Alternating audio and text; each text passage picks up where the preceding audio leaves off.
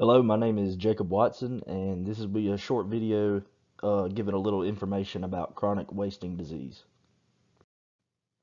So, chronic wasting disease is a prion disease found in white-tailed deer, mule deer, Sitka deer, elk, reindeer, and moose.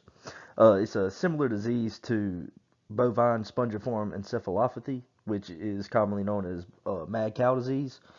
It's also similar to Creutzfeldt-Jakob's disease found in people. They're all caused by prion proteins, and I'll talk a little bit more about prions on the next slide. But so far, the CWD has been found in Canada, US, Europe, and South Korea. It was first discovered in farm-raised deer in 1960 in the state of Colorado, and it was discovered in wild deer in 1980. But since then, it's spread to 29 other U.S. states. The 29 have confirmed cases, but it's hard to judge where all it could actually be just because of the roaming wild population and what cases go unconfirmed or unnoticed. So, what are prions? Prions are believed to be the cause of all transmissible spongiform encephalopathies. That includes Creutzfeldt-Jakob's disease and mad cow disease. Prions are pathogens able to cause abnormal folding of prion proteins, and these prion proteins are mainly found in brain matter and in spinal cord tissue. This can lead to the folding of these proteins can lead to brain damage. They're not exactly sure what these proteins do exactly in the brain, but they know that the folding of these proteins can lead to brain damage. Symptoms can include drastic weight loss, stumbling, and uncharacteristic behavior. Pretty similar to rabies, but not exactly the same. It is almost always fatal whenever an animal contracts CWD. So here's some information about the ways that CWD can transmit from animal to animal in a population. The prions spread between animals through direct contact with bodily fluids like blood, feces, urine, and saliva.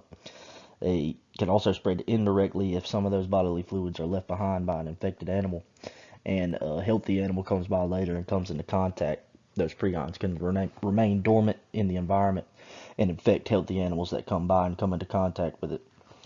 The prions can also remain dormant inside the host, and the host will not show symptoms for a while. It can be up to a year before infection time to when that host starts showing symptoms. So that makes it really hard to track and detect in a wild population, and and ultimately eliminate it from a population. It makes it very hard to find. So animal to human transmission of CWD. There's never been a recorded case of CWD in humans, and no strong evidence to support that the CWD prions are able to infect humans and make that jump to humans. There have been studies that show it's possible to transmit to mice that carry human genes by feeding them infected meat and infected brain matter and spinal cord tissue. The CDC reported on one unpublished study that showed it's possible for macaque monkeys to catch CWD by consuming infected meat. But this was an unpublished study, and they also reported on a few other studies that showed that it's not possible to infect macaque monkeys by consuming infected meat.